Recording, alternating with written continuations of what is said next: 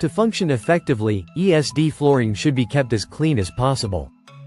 The buildup of dust and residue will act as an insulator, diminishing the rate at which static charge is removed from the body and increasing the potential for charge generation on the surface.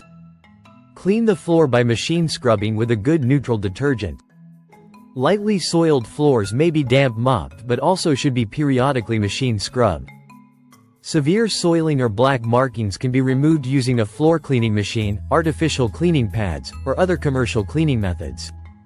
Clear water rinsing is essential after any scrubbing or stripping operation to remove all residual cleaning agent. Initial maintenance.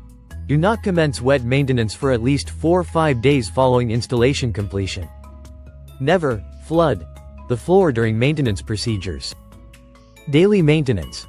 All ESD vinyl floors require some form of regular buffing. If necessary, maintain the surface of the anti-static tiles by periodically applying ESD waxing. Inspect the flooring regularly for signs of damage, such as cracks, chips, or worn areas. Promptly address any issues to prevent further deterioration. For ESD flooring with copper foil, ensure proper connection to the grounding system.